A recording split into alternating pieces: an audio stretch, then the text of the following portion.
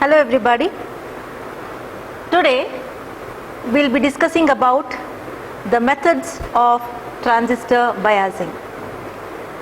In the last lecture we had seen some of the concepts of transistor characteristics.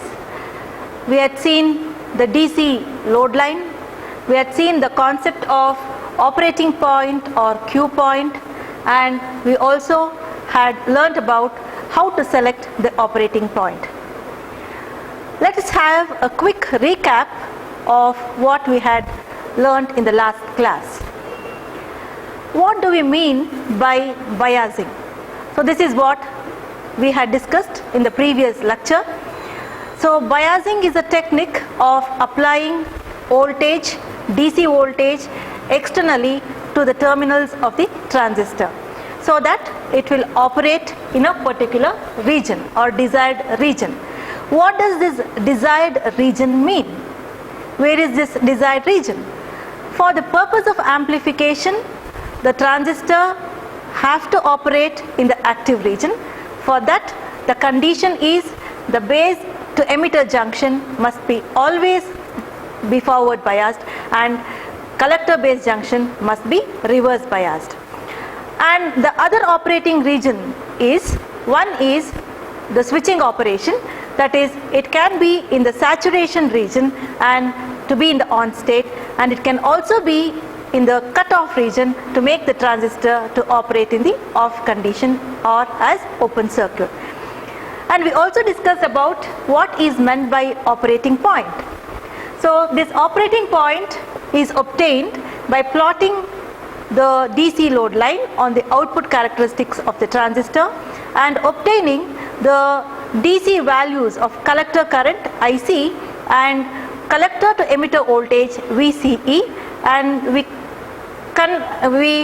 calculate the midpoint, and that midpoint is called as Q point or quiescent point, that is obtained when no external AC input signal is applied under zero signal condition.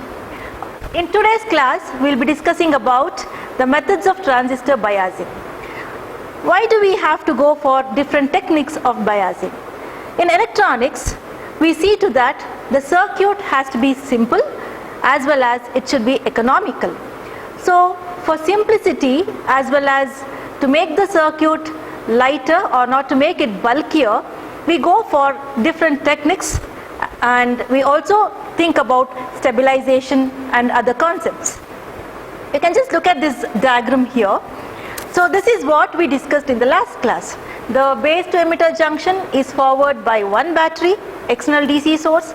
The collector junction is reverse biased by another battery. So we had two power supplies, one forward biasing one junction and reverse biasing the other junction. So now we'll have to think one step ahead. So why not we have a single power supply and obtain all the desired characters that we want? That means that we have proper collector current flowing, proper voltages being set up. Why can't we do with single power supply? So we can achieve this by different techniques of biasing. So this is the main motto of our study here. Now we shall see the different techniques that we make use, and the most commonly used type of biasing methods are, one is base resistor method, or it is also called as fixed bias. The next one is emitter bias method. The next is collector to base feedback bias. The fourth one is voltage divider bias, or it can also be called as self bias or universal bias, or also emitter current bias method. We shall see the circuits here of the different types of methods of biasing. So the first one here shows you the circuit of base bias method.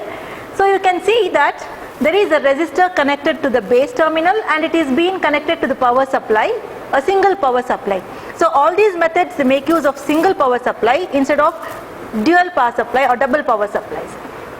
This power supply VCC is going to forward bias the base junction as well as reverse bias the collector junction. So we are using one of the resistors to bias the base terminal, and therefore this is called as base bias. The next type of biasing is emitter bias technique. In this technique, we are using the same circuit as base bias. You can just see it is the same circuit, but there is a resistor connected to the emitter terminal. Therefore, we call this as emitter bias technique. The next type of biasing is collector to base feedback bias method, wherein we are connecting a feedback path from the collector back to the base terminal through a base resistor RB. So this technique is called as collector to base feedback bias. The last type of technique of biasing is voltage divider bias, or we can also call that as potential divider bias. So among all these type of biasing, we go for voltage divider bias because it has certain advantages over the other type of biasing. So we shall see what exactly it is. So in all these type of biasing, we see to that there's only one power supply, VCC, which is going to bias both the junctions of the transistor and ensuring that proper base current flows through the base terminal, and hence collector current flows under zero signal condition. Now you can see the voltage divider biasing technique here. So in this particular lecture, we will be discussing about the voltage divider bias technique. So voltage divider bias technique, for that the circuit diagram is as shown. There is a combination of resistor here where R1 and R2. So this forms the voltage divider network. So this is used to increase the stability of the Q point or operating point. So the name voltage divider bias comes from the voltage divider that we use to bias by using two resistors R1 and R2. They act as a voltage divider bias circuit or potential divider circuit. So this voltage is tapped. We have a junction or the center point. The voltage at this point would be forward biasing the base junction, base to emitter junction. So this can be achieved by this type of biasing. We shall see that in detail now. So voltage divider bias, the base to emitter junction is forward bias by using a single power supply VCC, and this name voltage divider is achieved because we have two resistors, a potential divider resistor. RC is a resistor connected to the collector terminal. This is the collector resistor. RE is the emitter resistor, and the voltage drop across the second resistor, it forward biases the base emitter junction, which is the mandatory for us, so that this junction has to be forward bias and this junction has to be reverse bias, so that proper base current flows through it. Now, this is a widely used type of method in biasing the circuits, and it is used in almost all type of amplifiers. We shall now see the analysis of this circuit. How exactly we can see to that what is the current flowing through the terminals of the transistor and what is the voltage that is established across the terminals of the transistor. So that is what exactly biasing means. Now, the circuit analysis can be done in two methods.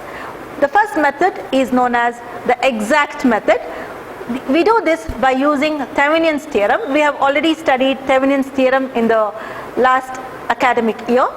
And the next type of biasing technique is nothing but approximation method. So this is a simple method which can be applied to almost all the circuits, and this is a direct method. And in this discussion, we will be going with the approximation method, or the second method, which is shown here. Now let's see the circuit analysis of this voltage divider bias method. As I told you, we have two resistors connected in series, and it is connected to a battery of VCC. Whenever we connect resistors in series across a power supply, the voltage will divide across each resistor.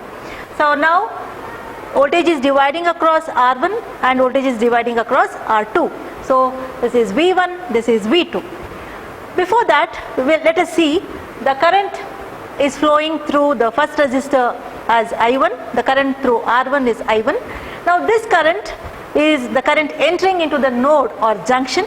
It will get divided into two branch currents. One is IB through the base to the base, and other one is to the resistor 2, that is I2. So the current is being divided into two components, IB and I2.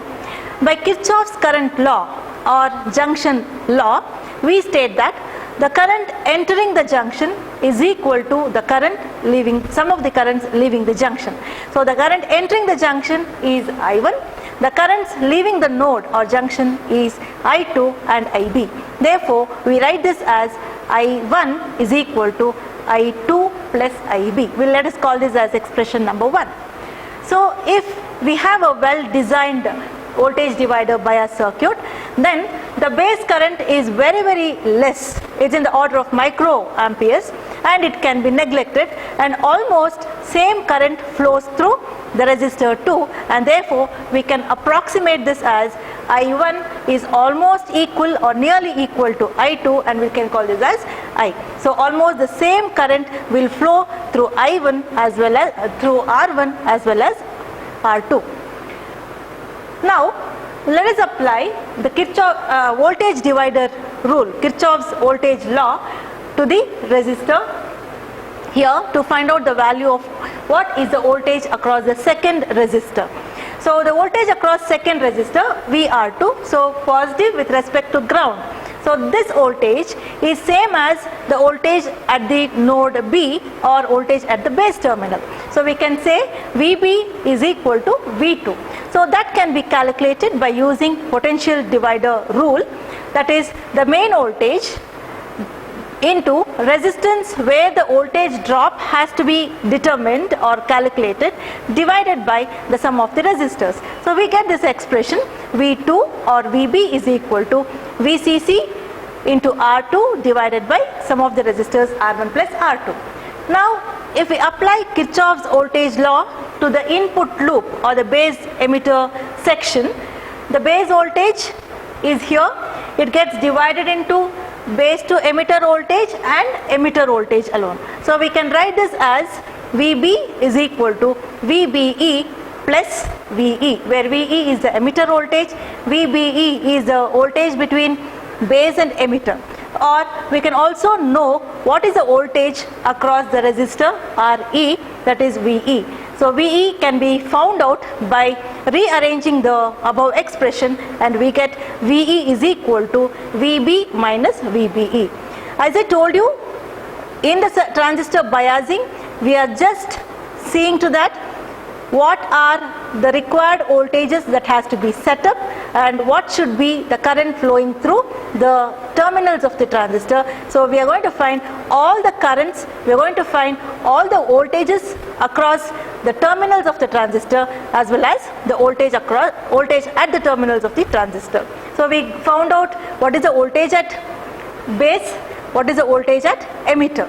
So from this we can go to the next concept, that is what will be the current through this terminal, what is the current through resistor RE. So to find the current through resistor RE, we shall apply a simple rule, that is Ohm's law, to know. So V is equal to I into R, VE is equal to IE into RE, and therefore we can find out the current flowing through the emitter terminal, IE is equal to VE divided by RE.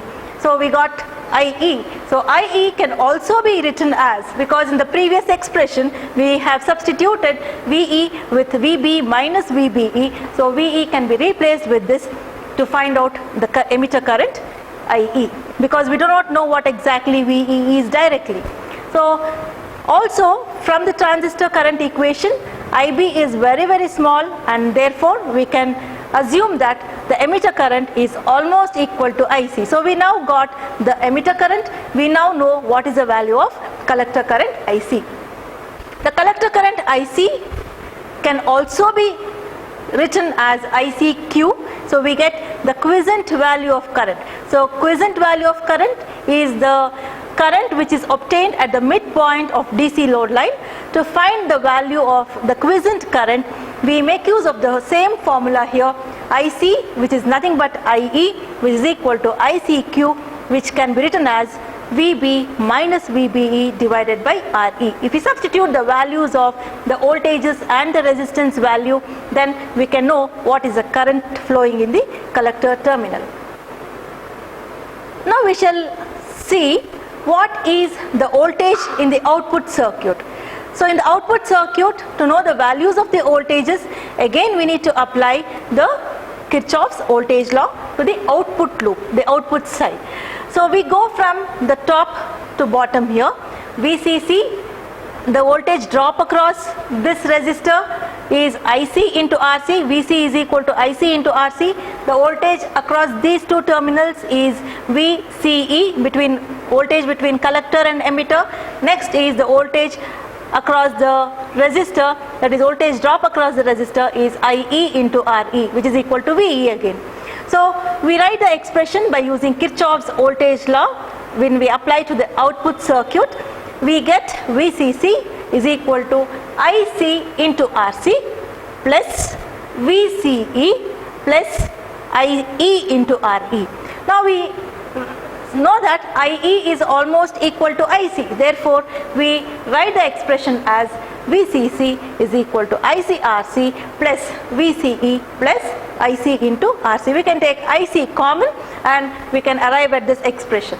And if you want to know what is the output voltage, because this is the power supply voltage, we want this voltage, so we'll just transfer VCE onto LHS, so the expression can be rearranged to get the output voltage VCE.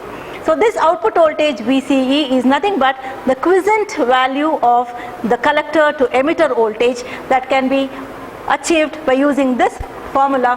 VCEQ is equal to VCC minus IC into RC plus RE. So this equation and the equation 8, that is the previously derived expression for ICQ, these two expressions or equations give us the values of the quiescent current and voltage for the given voltage divider bias. Let us see why this voltage divider bias is almost used in all the circuits. So in this particular voltage divider bias, we have a resistor, that is emitter resistor RE here. The very purpose of using this RE is to stabilize the Q point. So we know what is meant by stability of Q point.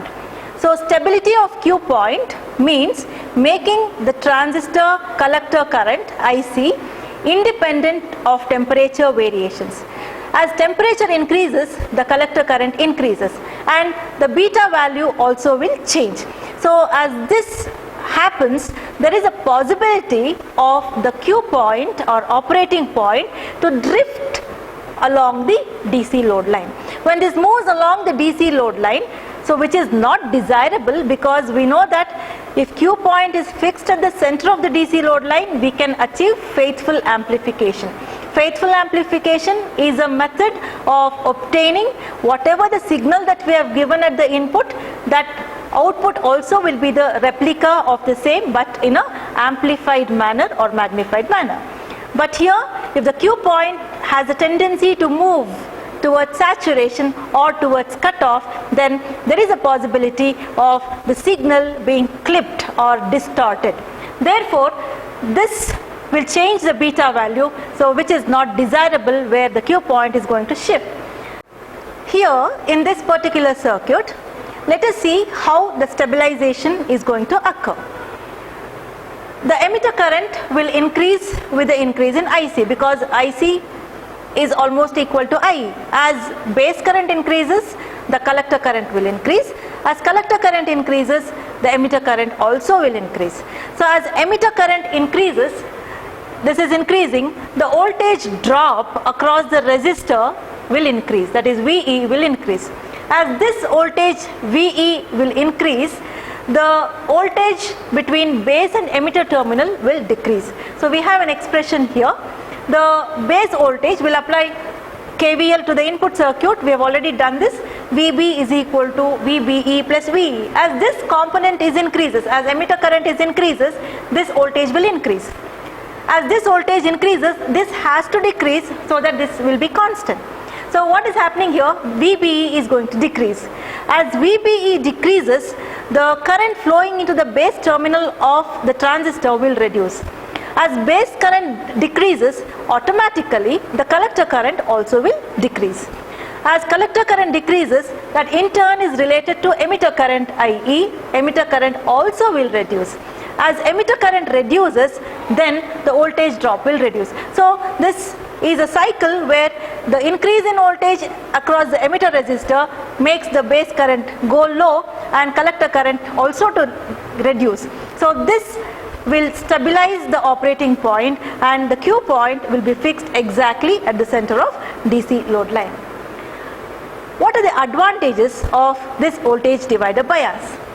So in this particular analysis, we see that there is a factor beta. It does not appear in any of our expressions, and the operating point also will not depend upon this beta of this, is not depend entirely on beta of this particular transistor. So hence the Q point is not going to shift from the center of DC load line. This is what is exactly we want.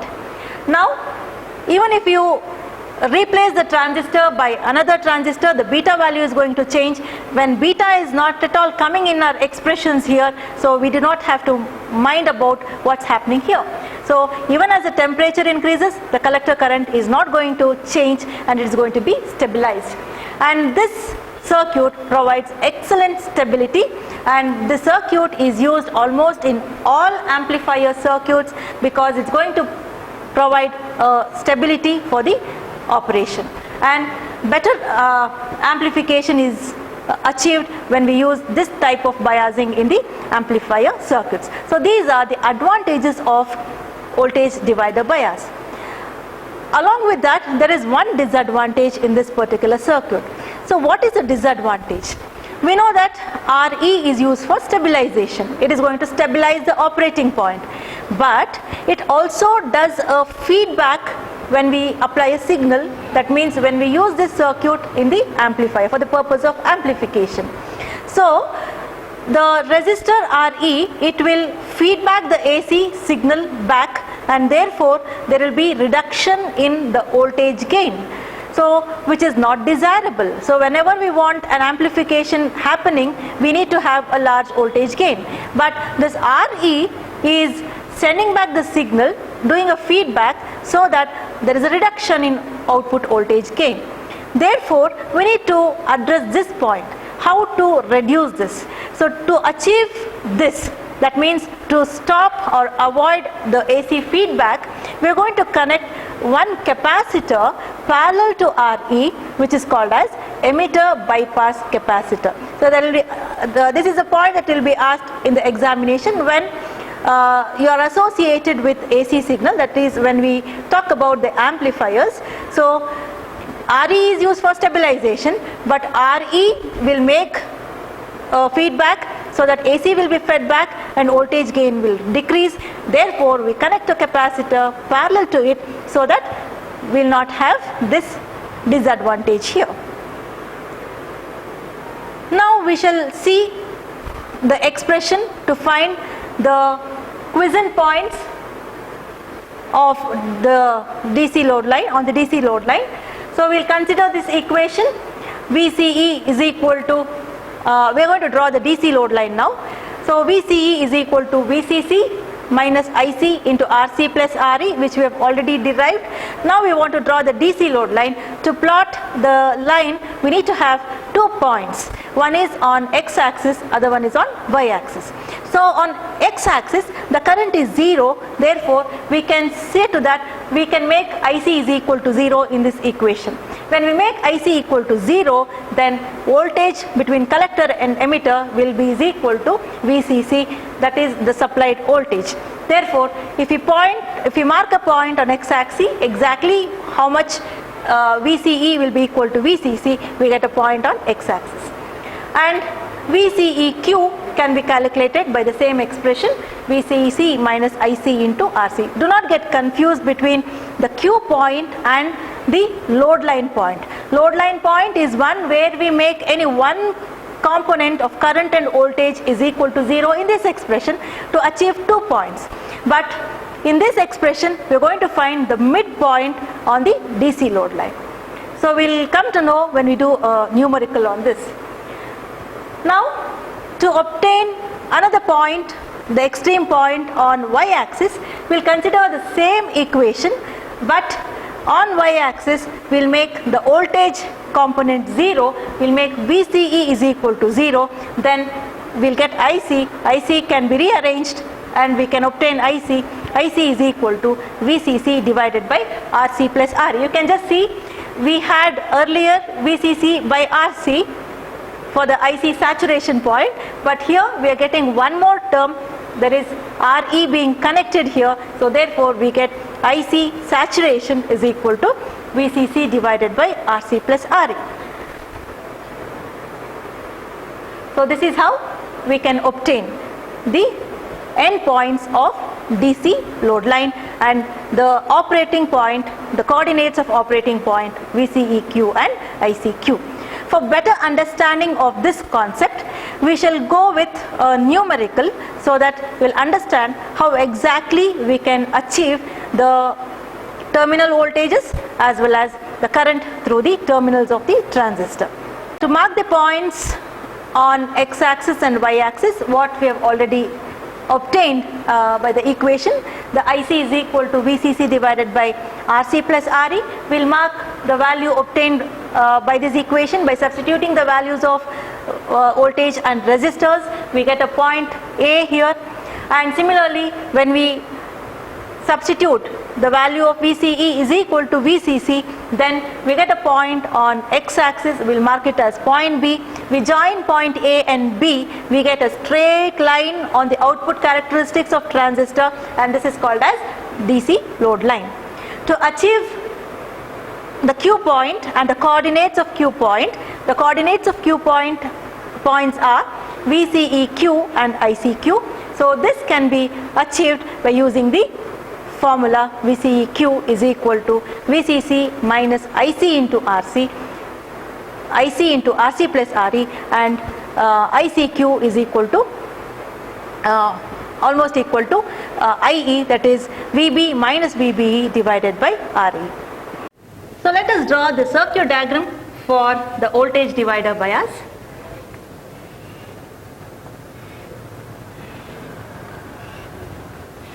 The transistor in common emitter configuration, emitter terminal is grounded, we have the collector resistor and it is connected to positive power supply VCC.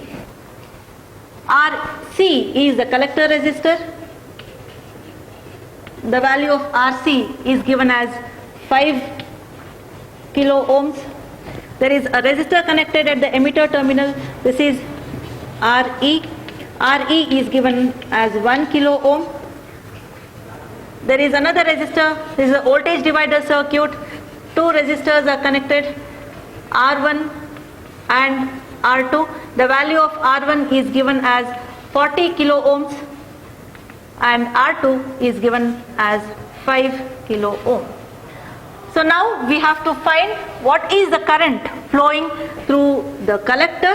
The current flowing through collector is IC. We shall determine all these values. What is the current flowing through emitter? This is emitter current. What is the current flowing through the base, which is the base current? So here I1 flows through R1, I2 flows through R2, and this is the midpoint where the voltage is going to get divided. So let us call this point as B, and we are going to find the value of voltage at point B. So we call this as voltage at point B, which is same as voltage across the resistor R2. So now we shall draw the DC load line. To draw the DC load line,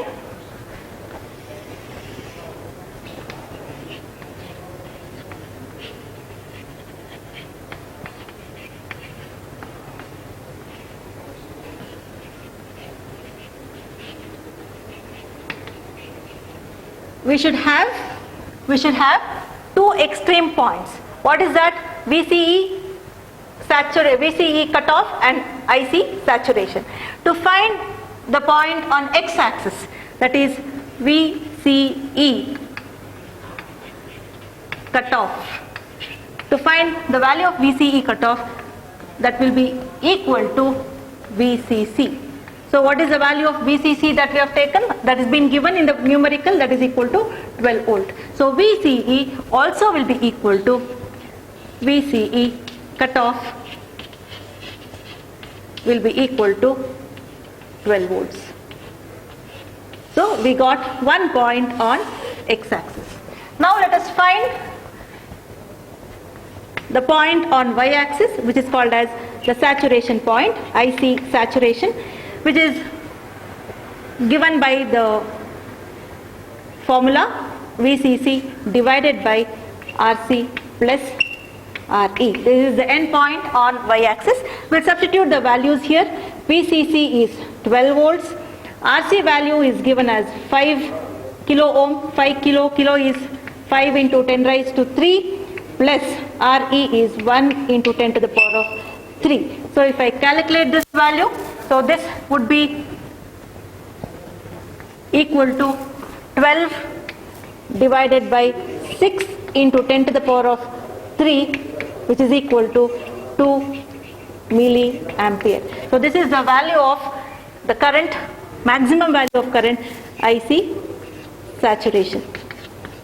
So we got the end points of DC load line.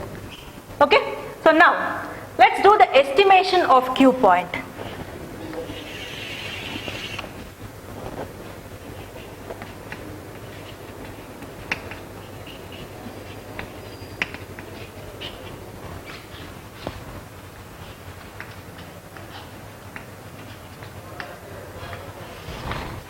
How can we do this? So for that we need to first look into the circuit here. That is, we need to find the base voltage or voltage across the resistor R2, then we need to proceed. So we shall see to that what is the voltage at the base. So voltage at the base is same as voltage across the second resistor R2, that is equal to main voltage VCC into resistance where the voltage drop has to be calculated. This is the voltage divider rule, divided by R1 plus R2. So if we substitute the values here, so VCC is equal to 12 volts, R2 is equal to 5 into 10 raised to 3 divided by R1 value is 40 into 10 to the power of 3 plus 5 into 10 to the power of 3, which is equal to 60 .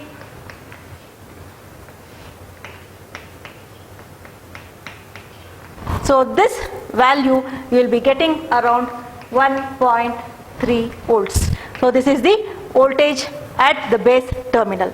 Now let us find the value of current flowing through the emitter terminal. The current flowing through emitter terminal is same as the collector current. Then I can also call it as ICQ. ICQ is equal to VE divided by RE. So VE is nothing but VB minus VBE divided by RE. So the value of VB, we got it as 1.3 volts minus VBE is 0.3, as they have told that this is a germanium transistor. The value of RE is 1 into 10 to the power of 3, 1 into 10 to the power of minus 3, RE 1 into 10 to the power of 3, 1 kilo ohm. So therefore you can calculate the value of the collector current ICQ, which will be equal to 1 milliampere. So we got the ICQ value. So what is the value of VCEQ? Collector to emitter voltage at the quiescent condition. So this can be calculated using the formula VCC minus IC into RC plus RE. So let us substitute here. So this will be VCC is 12 volts minus C is 1 into 10 to the power of minus 3 milliamps. RC value is 5 into 10 to the power of 3 plus Re is 1 into 10 to the power of 3. So when you substitute the values here, we get VCEQ will be equal to 12 minus 5 plus 1, 6. So the power gets cancelled. So 12 minus 6, that is equal to 6 volts. So we got VCEQ as 6 volts and ICQ as 1 milliampere. So this gives us the Q point. Now let us draw the DC load line and mark the points on the DC load line. So let us draw the DC load line now. The x-axis we have voltage, output voltage VCE. On y-axis we have the output current IC. We are going to draw the DC load line on the output characteristics. So to draw the line, we should have 2 points. What are those 2 points? One is IC saturation, which is equal to 2 milliamps. So this is the point IC sat. So which is equal to 2 milliamps. And another point on x-axis, this gives me VCE is equal to VCC, so which is equal to 12 volts. So we'll draw a line on the output characteristics. So this gives me the DC load line. Now we are going to mention the point exactly at the center of DC load line, that is called as the Q point or quiescent point. So which lies exactly at center. We'll write the Q point here. So Q point is the value which gives us the quiescent condition values of ICQ and VCEQ. So ICQ, as we have got, it is 1 milliamp. So 1 milliamp, and VCEQ will be equal to 6 volts. So you can see the half of the value of current, half of the value of voltage here. So this can be found out by using this expression. So the main motto of this particular voltage divider bias technique is we are going to draw the DC load line and we are going to find the values of the collector current, the collector to emitter voltage, the maximum value of collector current, maximum value of emitter current, maximum value of collector to emitter voltage, and what is the quiescent condition at the voltage divider using the voltage divider bias. So by using this, we can determine the exact voltages and currents across the transistor terminals.